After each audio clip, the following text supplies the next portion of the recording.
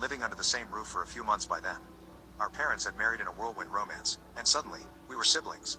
Except, it didn't really feel like it. Lily and I were like two It didn't really feel like it. What does it mean? It didn't really feel like it. What the heck? planets orbiting the same sun, close but never quite intersecting. She was from her dad's previous marriage, and I was from my mom's, and somehow that invisible line of different parents kept us politely distant. Then, one evening, everything changed. I was walking past her room when the door swung open. There she was, standing in the doorway with an uncertain but hopeful smile, wearing Nike Pro shorts and a tube top. Hey, Why does that matter? First of all, why does that matter? First of all, why the heck does that matter? do you want to come in?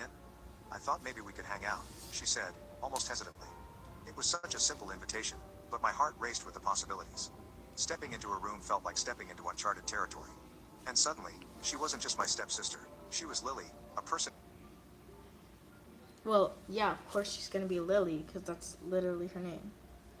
So, like, I don't get what you mean. Of course that's gonna be Lily. It's obviously gonna be Lily, because that's literally her name. So that's obviously just Lily. With her own passions and stories. As the evening turned into night, our conversation flowed more freely. We laughed, shared secrets, and even opened up about how weird it was adjusting to our new family dynamic. I love.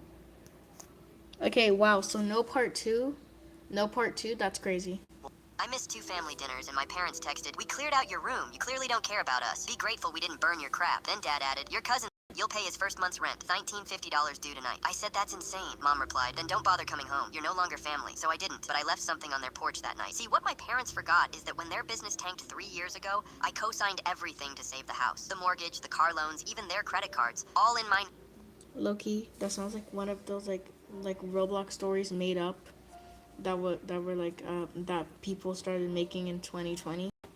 name because their credit was destroyed. They treated me like a backup ATM whenever they needed money. But suddenly I'm not family when I miss dinner twice. Let me paint you the full picture. I'm 24, work 2 jobs, Where's the picture? and still live at home because housing prices are insane. Every month I hand over $800 for household expenses, which basically means I'm paying half their mortgage while they treat me like a teenager. My cousin Zach, he's 26, hasn't held a job longer than 3 months, and has been finding himself for the past 5 years. But somehow he's the golden child because he sweet talks my aunt, who's my... I feel like I don't really know if I can say this on the live stream, but Loki, if you can, I don't know if I can actually say this, but Loki, don't cancel me for this. But your aunt feels like a pedophile. mom's favorite sister. The missed dinners weren't even my fault. I work at a tech startup that's constantly in crisis mode, and last week we had 2 major client emergencies. I texted my mom both times explaining I'd be late, but apparently that wasn't good enough. When I got those texts Wednesday night, I was at my friend Jordan's place. He read them over my shoulder and just said, "Dude, they're bluffing. No way they actually cleared your room." But when I drove by Thursday morning, I saw boxes on the curb. My Xbox, my desk, clothes, and garbage bags. They weren't bluffing. I sat in my Why would you put it in garbage bags?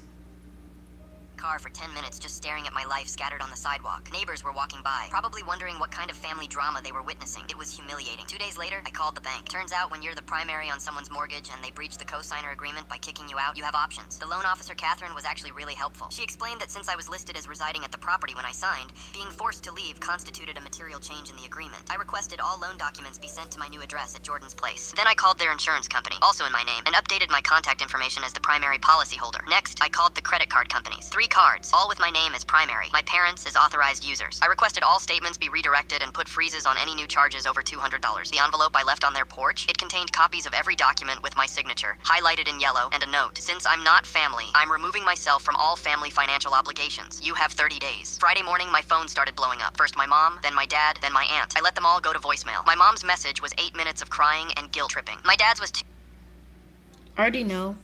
Somebody's gonna pull that. But we're family. Family doesn't hurt family. It depends on the case. Let's just be so for real. 2 minutes of anger, then panic when he realized what the papers meant. My aunt tried playing mediator, saying, "Family doesn't hurt family like this." I knew it. I actually knew it. I absolutely knew it. I absolutely knew it. Called her back and said, "You're right. Family doesn't kick each other out and demand rent money for freeloading cousins." The best part? My mom called yesterday, crying. Apparently my golden child cousin lasted exactly 1 week before bailing without paying rent. He left Tuesday night while they were asleep, took some of their electronics including Dad's laptop, and hasn't answered his phone since. Now they're facing their first mortgage payment. Without my $800 contribution, their homeowner's insurance is about to lapse and they just realized their credit cards are frozen. My dad actually drove to my work yesterday, waited in the parking lot for 2 hours just to corner me. He looked like he hadn't slept in days, hair messy, still wearing the same wrinkled shirt from earlier in the week. Son, we made a terrible mistake. To the person who said it's a made-up story in the chat, I already know that it's a made-up story. I'm literally just listening to it for the fun of it. We were stressed about money and took it out on you. Can we please talk about this like adults? I told him I was too busy with work obligations. Had to stay late for another client emergency. Maybe we could schedule something for next week if I could fit it in. The irony? Now they desperately need me to stay on the loans or lose the house they've lived in for 15 years. I told them my consultation fee is $1,950 up front, non-negotiable, cash only. Miss Okay, wow. Wow, She said, wow, stop okay. acting like we're married. You don't get a say in where I go or who I'm with. Everyone laughed. I just smiled and stayed quiet. But when she came back from her weekend away, her key didn't work, and the neighbor told her exactly why. My girlfriend Jessica had lived in my house for 6 months, eating my food, using my Wi-Fi, and treating my place like a stage for her independence. I paid the mortgage, utilities, and groceries. She contributed nothing but opinions and lectures about my controlling behavior. The breaking point came when she announced a weekend trip with her 3 best friends, the Harpies. The girls and I are going to the lake, she said, already dressed to leave. Don't wait up. I was making dinner and casually asked which lake. Jessica stared like I'd asked for her passwords, then turned to Tiffany, who had wandered into my kitchen, uninvited. Can you believe him? Jessica said, rolling her eyes. He wants to know where I'm going. Tiffany scoffed. Jessica delivered the line. Stop acting like we're married. You don't get a say in where I go or who I'm with. They laughed. I stood there with... That was aggressive. How did they make the voices this aggressive? Even if it's a text-to-speech voice, how is it this aggressive?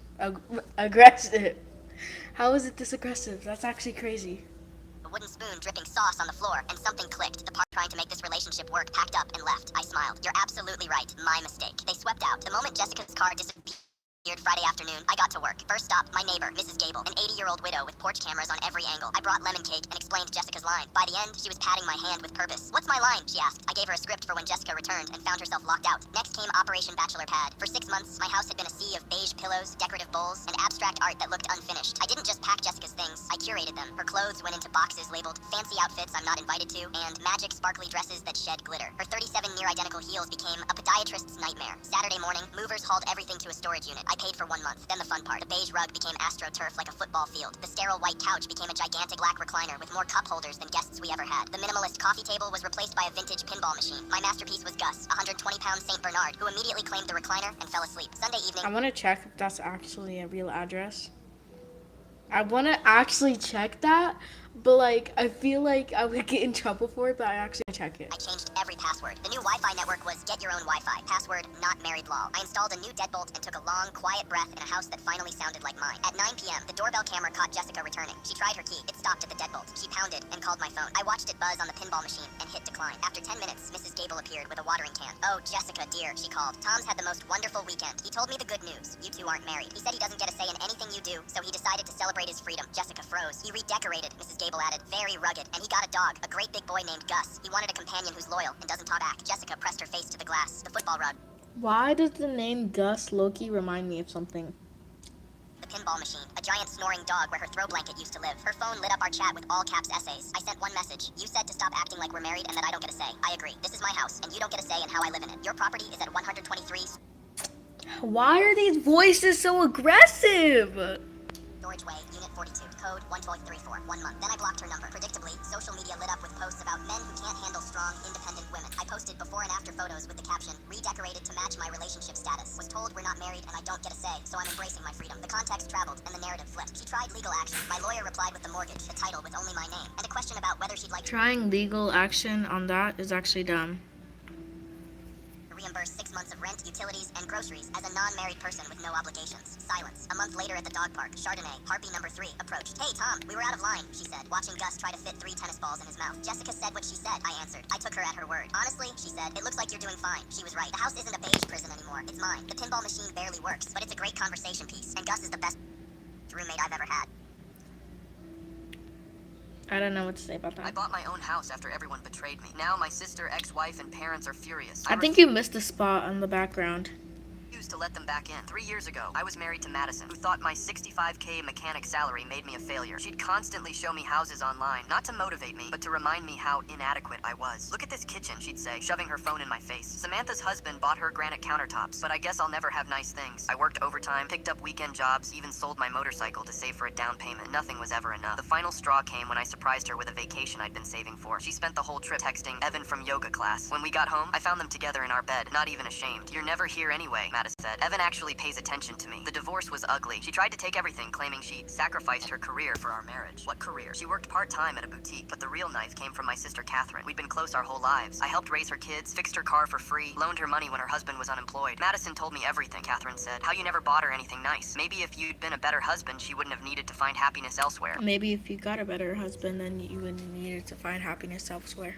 My own sister was blaming me for being cheated on. My parents were no better. Marriage is work, Mom said. Maybe you both made mistakes. That's when I realized I was completely alone. So I liquidated everything and took a job on an oil rig in North Dakota. 18 months of hell, 14-hour shifts in freezing weather, living in a tiny trailer with 3 other guys who never showered. But the money was incredible. $120K a year, almost no expenses. I saved every penny, lived on ramen and protein bars. When I came back, I had nearly $200K cash and perfect credit from paying off all my debts. I started house hunting and saw it, 42 Maple Street, Madison's dream house. She'd shown me this exact house dozens of times over the years. Look at those hardwood floors, she'd sigh. I'd die for a kitchen like that. Asking price was $285K. I offered $300K cash, no inspection. If you would die for a kitchen like something, then you wouldn't see the kitchen. Let's be so honest.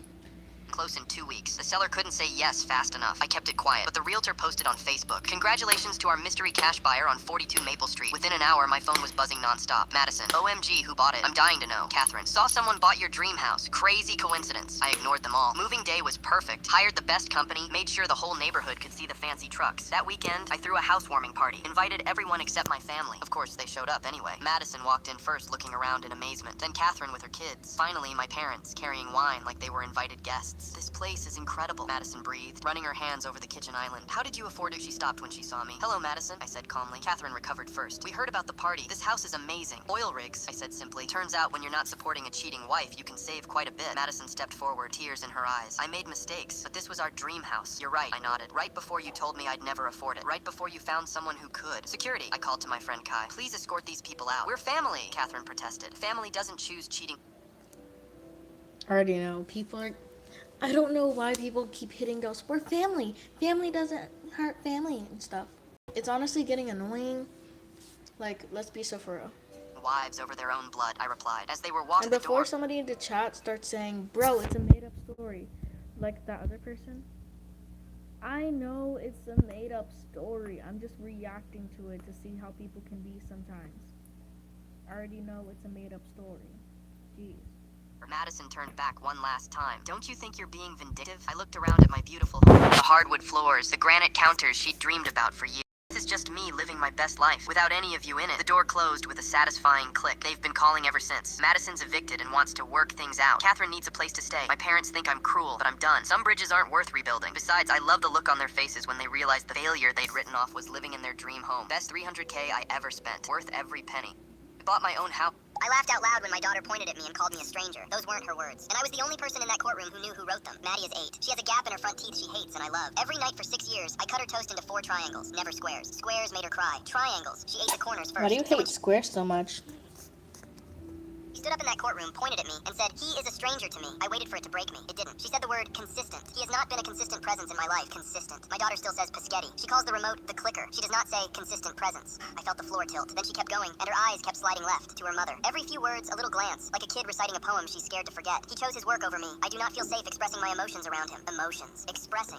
8 years old. That's when it started. Quiet laughing. The kind that's just crying with the safety off. The judge said my name like a warning. My lawyer grabbed my arm. I couldn't stop, because I finally understood what I was hearing. 3 weeks before, my sister had texted me a video. Watch this. Don't text her back. It was Maddie at the kitchen table. Her mom across from her. Phone up. Recording. From the top. Say it like you mean it. He is a stranger to me. And Maddie, gap teeth, tired eyes, said it back. Flat. Then asked, "Can I have toast after?" Her mom said, "Squares are fine tonight." And on the video, my daughter said, "I don't like squares." I watched that clip 40 times. I knew every pause. And now in that courtroom, she hit the exact same pauses. Same breath before consistent. Same glance left. She wasn't disowning me. She was reciting. I stopped laughing. I asked the judge if I could play something. My lawyer wanted to wait. Let her say it on the stand first. Then Loki, I feel like the room who there's gonna be a lot of pick me playlist. Well, I feel like there's gonna be a lot of people acting like pick-me's or being controlled by somebody in this live stream.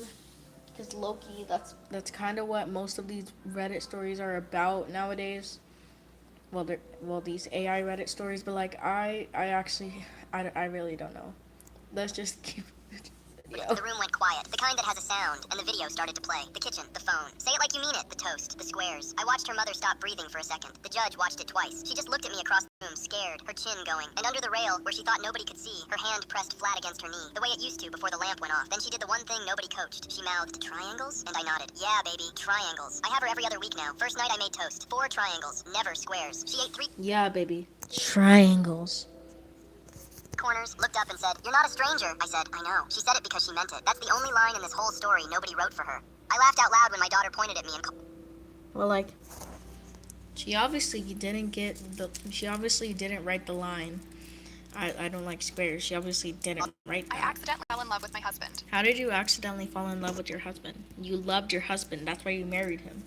I grew up thinking love was dangerous. I watched my parents tear each other apart year after year, like their marriage was a war they could never win. Love looked like slammed doors, shouting matches, and long stretches of cold silence. I learned pretty early that it wasn't something I wanted any part of. Most of my relationships were short and messy. I didn't stick around long enough to get hurt. I kept everything on the surface, never letting it get too serious. Love, I decided, was a trap, and I wasn't going to be the idiot who fell into it. At 25, I married my best friend. It wasn't romantic. It wasn't even a big deal. We had been roommates for years, the kind of easy friendship where we shared takeout, binge-watched terrible shows, and fought over who forgot to take the trash out. We used to joke that if life didn't work out by 30, we'd just marry each other. When a medical emergency and some visa problems crashed into each other, Well, I see why the story was made now.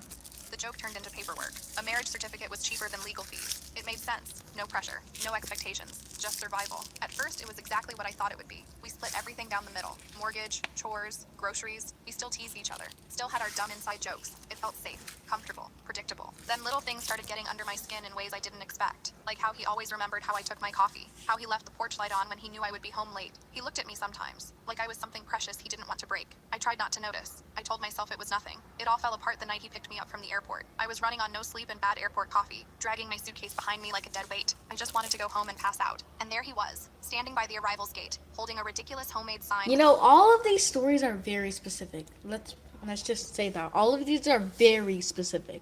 One of our inside jokes scrawled across it, grinning like a fool. Something inside me cracked open right then and there. I felt it, clear as anything. I was in trouble. I panicked. I pulled away. I stayed late at work, made excuses to cancel our movie nights, started laughing less. Anything to keep from sliding deeper into whatever mess I made for myself. He noticed. Of course he did. But he didn't say anything. He just let me drift. One night, I found him sitting out on the back porch, a beer dangling from his fingers, staring up at the stars like they might have something to say. I asked him what was wrong. He didn't look at me. He just said, real quiet, "I think we should start living separately. This isn't working anymore, is it?" My throat closed So up. basically, just having a divorce.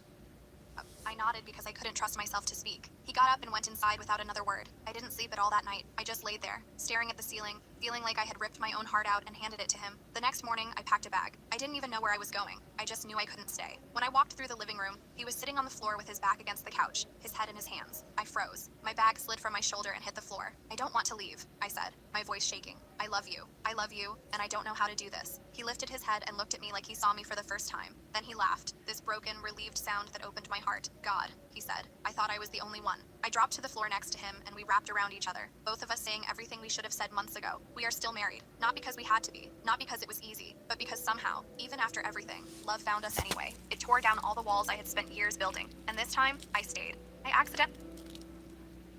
I have no comment on that. What's the most confidently wrong thing a teacher ever taught your kid? My 10-year-old son came home almost in tears because his science teacher told the class that different parts of your tongue taste different things. Sweet at the tip, bitter at the back, and marked Leo wrong for saying that's a myth. Leo has been obsessed with cooking since he was 6. Not cartoons, not video games, the actual science of why food tastes the way it does. He runs little experiments in our kitchen, freezing herbs, salting things at different temperatures, writing every result in a notebook he guards like treasure. He's wanted to be a food scientist longer than most kids his age have wanted anything. For his last birthday, I tracked down a signed copy of The Science of Flavor by Dr. Sebastian Wren, the food scientist Leo idolizes. He's read it so many times the spine is held together with tape, and he can quote the exact chapter explaining that the tongue map was debunked over a century ago. So when Mr. Vance drew that old diagram on the board, Leo raised his hand and explained that every taste bud detects all 5 basic tastes, and that the tongue map came from a mistranslated German study from 1901. Mr. Vance didn't even let him finish. "That's enough," he said. "This diagram is in our textbook. I've taught it for 18 years. Your little cookbook doesn't override the curriculum." The next day, Leo... That was really fast. That was really, really fast. The little cookbook. That was aggressive and fast. Brought the signed book to school and tried to show him the exact page. Instead of reading it, Mr. Vance confiscated it. Is that the wood? Called it a distraction, and made Leo come to the board and copy the tongue map 10 times while the whole I swear I could hear the wood. class watched. Then he assigned a 2-page essay titled, Why Students Should Trust Their Teachers. Leo came home gutted. The book he loved most was locked inside a teacher's desk, and he'd been humiliated for being right. For the first time in years, his kitchen notebook sat closed on his desk, untouched for days. He told me quietly that maybe correcting a teacher had been a mistake, and hearing my curious, fearless kid say that broke something in me. I emailed Mr. Vance that night, politely, with 3 sources attached. His reply, I don't take science corrections from parents. The textbook is the textbook. When I went to the principal, she sighed and called it a small classroom disagreement, clearly unwilling to embarrass a teacher with tenure over a tongue diagram. That's when I stopped being polite. An old college friend of mine runs the sensory science lab at the state university. The people Honestly, this feels like one of those conversations that those girls would be yapping about in the back of the classroom. And you would hear it all the way from the front. who literally study how humans perceive taste for a living. When I told her what was being taught and what had happened to Leo's book, she went quiet, then said, let me come in, I'll bring sugar. 3 days later, I walked into Leo's classroom holding the door open for my guest, Dr. Naomi Reyes, sensory scientist, pushing a cart stacked with little paper cups. Mr. Vance assumed she was a parent volunteer until she introduced herself and asked, very pleasantly, if she could run a 2-minute experiment with the class. He could hardly say no to a scientist in front of 25 kids. She handed every student a cup of plain sugar and told them to touch it only to the very back of the tongue, the bitter zone, according to his board. Every single kid tasted sweet. Then she had them try salt on the sweet tip. They all tasted salt. One girl blurted out, wait, the map's wrong? Dr. Reyes smiled and pulled up the Wait, the map's wrong?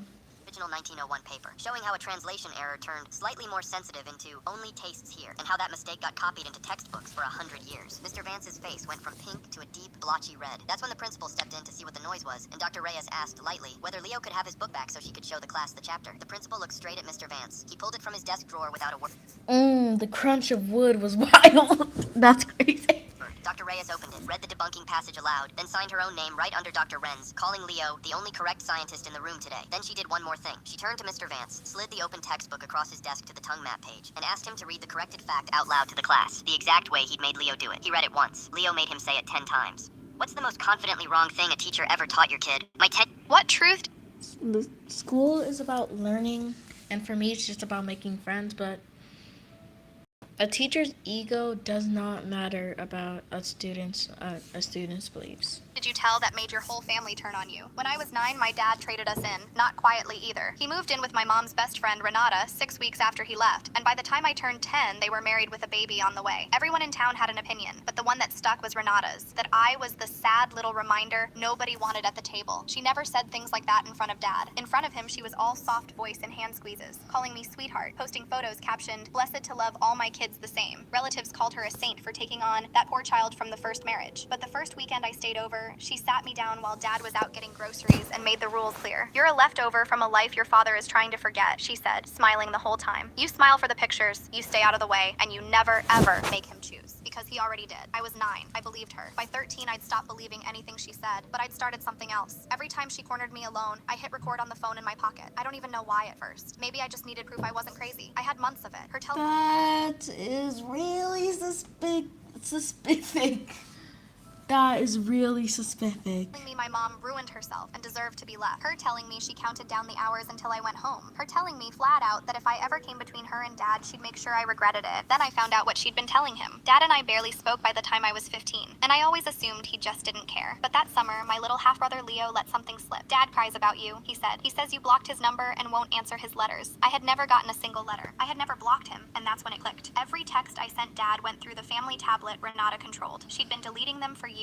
Sometimes she'd answer as him, cold and short, just enough to make me stop trying, then erase it. She fed him a version of me that hated him, and fed me a version of him that had given up. She kept us apart on purpose, because a guilty husband is an obedient one. So I stopped reacting and started planning. For their 10th anniversary, Renata threw herself a party. A vow renewal, she called it, in a rented hall with...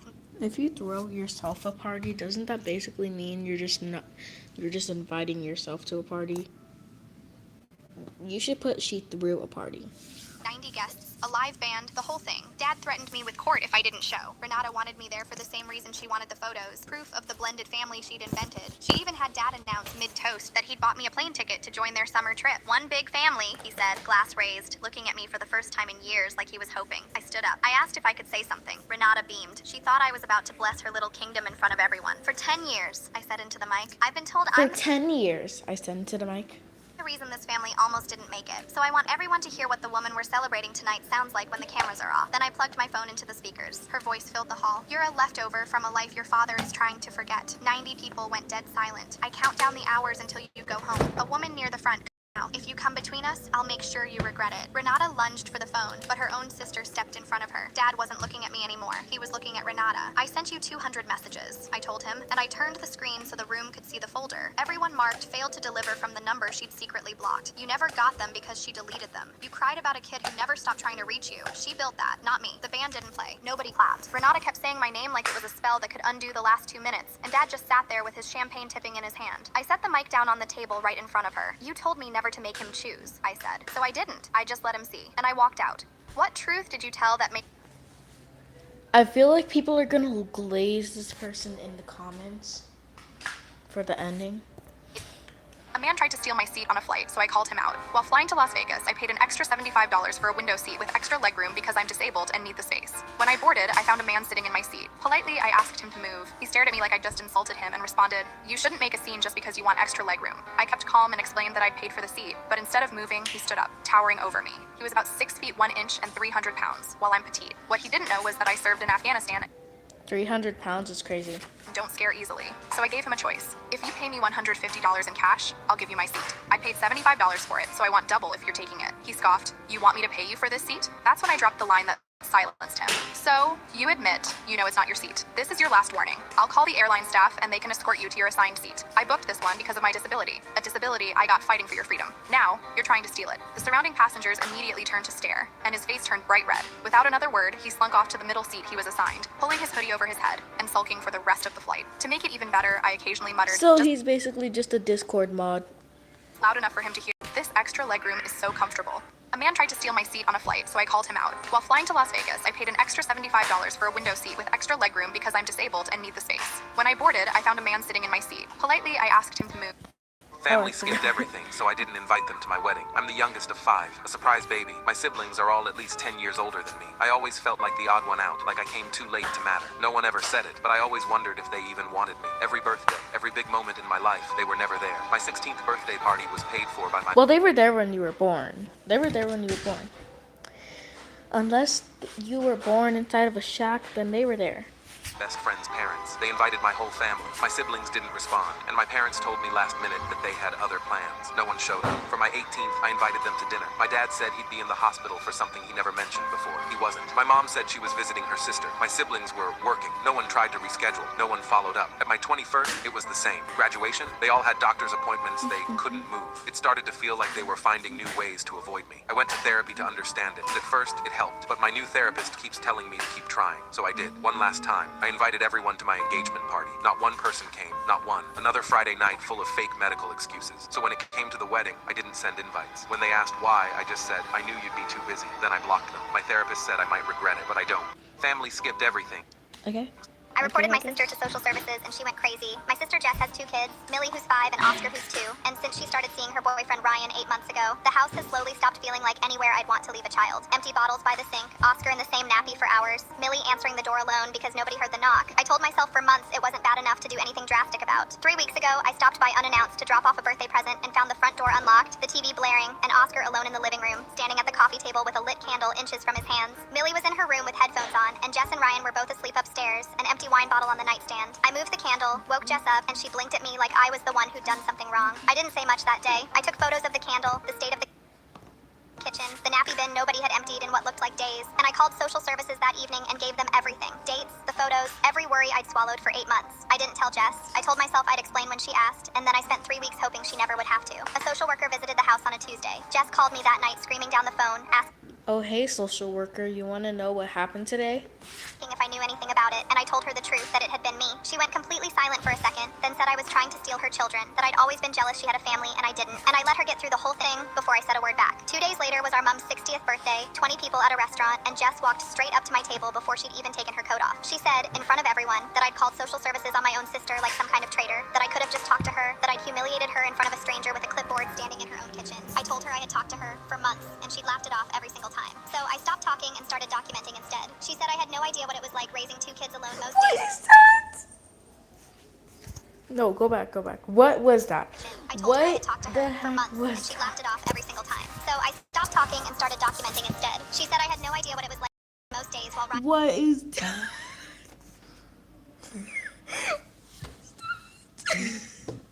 worked nights, that I didn't get to judge a house I only saw for 5 minutes. I told her I didn't need 5 minutes. I needed the 1 minute I actually got, the one where Oscar was standing next to an open flame through it. The restaurant had gone quiet around us, forks down, my mom's hand pressed flat against her mouth. Jess called me a liar, said I'd exaggerated everything to make myself look like the good sister for once. I told her I had photos, time-stamped, and the social worker had seen the same house I had, and none of that came from my imagination. She said the flame had been an accident, that she'd woken the second she heard me come in, and I told her I'd been standing in that room a full minute before she appeared at the top of the stairs, and we both knew it. Ryan tried to pull her back toward their table, and she shook him off and told me she'd never forgive me for this, that I'd made her out to be some kind of unfit mother in front of the entire family. I told her I hadn't made her anything. I just stopped protecting her from the truth so she could finally see it herself. Jess left the restaurant before the cake came out. My mom didn't speak to me for the rest of the night, though she did squeeze my hand once under the table when nobody was looking. The social worker's follow-up visit is scheduled for next month, and Jess Data cleaned the house top to bottom and cut back on drinking, according to my mom, who still won't quite look at me when she says it. Millie called me last weekend just to talk about her school play, like nothing had happened at all, and I let her. I have no idea what this was about. Babe, I have to tell you something. What is it? It's super important. I can't stop crying. Okay, what happened? Take a guess. Are you serious? I'm not guessing. Just tell me. No, you have to guess first. I don't know. Did you fall and hurt your leg? No, not even close. Just tell me. No, you have to guess. You can't be serious. Did you buy the wrong makeup? Nope, wrong again. I don't even care what happened at this point. Are you going to tell me or not? I want you to guess it first. Plug AI, help me out. Easy, just say. We can make macaroni and cheese sounds if you tell me. We can I'm done. I'm actually done. make macaroni and cheese sounds if you tell me. Sounds amazing. Fine, I'll tell you. Hello? You can't just say, fine, I'll tell you, and then not say anything after. Hello? Sorry, babe, I had to do something. Tell me the news. Do you really want to know? Never mind, I don't want to tell you. Are you serious? You literally can't do that. It's like an Yeah, let's totally just ignore the name. unwritten law. You can't say, I have to tell you something, and then say, never mind. Never mind, babe, you wouldn't understand. I'm about to crash out. Tell me now. No, it's fine, babe. We're breaking up if you don't tell me. Seriously? This is that important to you? If you don't tell me now, I'm gonna start my villain arc. Fine, my cat just unalived. I've been crying. Babe, I have What is your most disturbing and creepy real story? A few years ago, I was walking off trail in the woods when I caught a strong, sweet smell. Curious, I pulled back some bushes and found a dead body. He'd clearly been there for Dead bodies smell sweet. Is that how they smell? days. Bloated, green, partly decomposed. Animals had already gotten to him. I called the police, and they told me to stay put. It took them hours to reach me, and by then it was dark. I ended up sitting in the woods alone with the body for what felt like forever. Later, they said it was suicide. But after that night, I started having nightmares, vivid ones. The man would appear and talk to me, saying I disturbed his resting place, demanding I kill myself. I brushed it off as stress. I would probably cut it off right here, but since the stream is still going, I'm not cutting it off. Somebody make a video of the perfect cut-off moments in this live stream though, please. And imagination, but the dreams kept coming. Still do now and then. Typing this out, I can almost guarantee he'll be in my dreams tonight. What is your most disturbing and What is something your family did that backfired horribly? Growing up, my brother always got everything he wanted because he was our parents' rainbow baby after years of infertility. There's a 10-year age gap between us, and he was definitely the favorite. When he was 10, a parent mentioned to my mom that my brother had been bullying and mocking a student who had lost both of his parents. The child became an orphan, and my brother thought it was funny to make fun of him. After hearing this, my parents decided it was time Still think there's a rainbow baby now?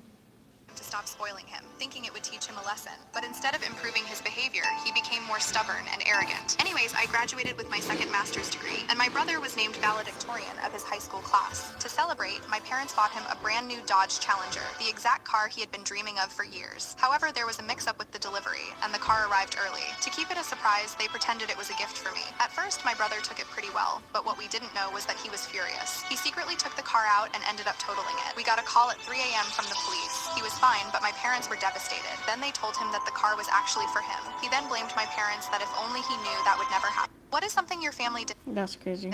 I can't give students a 0 for using AI and That is a big misspell. Bro, unless he or unless I. Unless I have proof, no problem. As a high school teacher, I've noticed two main things that get on my nerves. First, students rarely pay attention to instructions. I'll write everything clearly on the assignment sheet, even read it aloud, and still hear, "So what are we doing now?" But the bigger issue? Kids using AI to Yahoo, I want to know. cheat on essays. I can usually tell when a piece is AI generated, but if I confront them, they act shocked and deny it. Normally, I just give them a 0, but I worry that one of them might call the administration on me, and without solid proof, they might get away with it. So I came up with a little test. I assigned a creative writing task, giving simple instructions. Write a story about anything. Then I added a sneaky line in smaller print. If your main character's name is Zara, you'll get 0 points. Why? Because ChatGPT-2 often generates stories about a girl named Zara in a mystical forest. She was known throughout the village for her curiosity and sense of adventure. Sure enough, a few students handed in tales featuring Zara, and I graded them with a straight 0. When they inevitably asked why, I simply pointed to the instructions they hadn't read. I can't give students a 0. But Karen did that backfired on them horribly. In 2015, just after we moved to a new city, In 2015, this was made 10 years after that happened. Why are you just telling us now? before Christmas. I was unpacking when I needed to grab a few things from Target, so I took my kids with me. While we were there, my kids pulled on my shirt to show me something. They led me to the toy aisle, where she and her brother picked out the 2 toys they had been wanting, toys that were sold out everywhere else. Out of nowhere, a woman came up, grabbed the toys from my daughter's hands, and said, "I'll take these, dear. I've been eyeing them for my daughter," giving me a big smile. We had a brief exchange, and then she said, "You don't look like you can afford these anyway, so you better let go of them." She grabbed my daughter's arm and suggested she just pick whatever else she wanted. I didn't want to cause a scene in front of my kids, so I just let it go and told my children we'd find the toys at another store. On our way to checkout, the crazy woman raced ahead of me to the cashier and bumped into our cart, nearly knocking my toddler out of it. While she was checking out, her card was declined. To make things worse, security approached her because she was flagged for stealing items from Target in the past. They took her to the back office. Right before that, I told the cashier that I will buy all the toys in her cart. Hell yeah, I gave her the biggest smirk, but Karen did that backfire. They should really add a part 2, but good for you. What your grandma did to someone who humiliated her. I just realized that I shouldn't really be saying good for you because this is made up anyway, so. Goes to this fancy grocery store near her retirement community, right? And she's putting this premium cat food. Why do a lot of people use Stillwater's Acoustic by Any Mind Music Library? It's literally like almost every single rant video. In her cart, the expensive stuff that's like $3 a can. When she gets to checkout, this young cashier looks at her and goes, "I'm sorry, ma'am, but I can't sell you this cat food without proof you actually have a cat. Management's policy. Some seniors buy it to eat because it's cheaper than people food." My grandma was livid. Seniors eat cat food? But instead of arguing, she just says, "Fine," and leaves. 20 minutes later, she comes back carrying her cat, just plops this confused orange tabby on the counter and goes, "Satisfied?" They sold her the cat food. Next day, my grandma goes back and grabs these gourmet dog treats. Same cashier stops her again. "Now I need proof you have a dog." So grandma leaves, comes back with her neighbor's chihuahua, and gets her dog treats. Day 3, this is where it gets good. Grandma comes in with a small cardboard box with a hole cut in the top. She asks the cashier to stick her finger in the hole. Cashier freaks out. "No way! You probably have a snake in there or something." Grandma just smiles sweetly and says, No way! You probably have a snake in there or something. "Dear, I promise nothing in this box will bite you." The curious cashier finally sticks her finger in, pulls it out, and goes, "Ugh, that smells like poop." My grandma just smiles and says, "Now can I please buy some toilet paper without showing you my..." If this was real, I would feel so bad for that cashier. What's the most ignorant thing someone has said to you? I was sitting at the food court in Hong Kong airport, just trying to enjoy some noodles after a long flight. I'm halfway through my noticing this woman sitting next to me staring a little too much. At first I brush it off, thinking maybe she's just tired or distracted by the screens around us. But then she leans in closer, and I hear her whisper to her husband, "Typical Chinese, eating like pigs, probably doesn't even speak English." I'm not sure what I was expecting. Not gonna lie, I'm not gonna watch a video that has racism in it. So if you guys want to go see that video, it's like right there at the bottom of the screen, because I am not watching a video on racism because I've experienced racism before, so I'm not watching this. My stepson said make me nut, so I made. I'm done. Oh my god. Okay, I'll watch this one last video and then I'm done, bro. I'm done. I, 39, live with my husband, 39, and 3 children, 19, 13, and 5. Only the I hope it's not the 5-year-old. youngest is shared with my husband, and the other 2 are from previous relationship. My husband is the only parent working. My 19th son moved out over a year ago, but was back within 6 months, and living in our lounge room on a mattress as we didn't have the spare bedroom. We had to move soon anyways as our lease was ending, so we discussed it with my son on what his plans were. As the current rental situation is hard to get into, he decided to stick it out at home. He was working full-time, bringing in about $1,000 per week. We moved into a new bigger house, $1,000 per week is crazy. giving everyone their own space. We discussed with him to pay his way $180 for rent, $40 for all bills, and $100 towards food. This he agreed to. Shortly after moving into the new house, my son was made redundant and received a payout, which he spent most of it on Uber Eats. My stepson said make me nut. I'm so glad because I do not want to hear this full story. Alright, I'm gonna end it here, guys. If you want to, if you guys want to see like all of these stories, all of their channels are at the bottom of the screen. They're like, What's the... yeah. Like, I can't give What is something your family? What is your Babe, I reported my... Yeah, A man all tried to of steal my these seat. channels What truth? are either on the thing where it shows the message, What's the most confident... or I accidentally fell in. it's at the bottom I of the I screen. bought my... Because I'm not watching the full story on that one. So I'll see you guys later.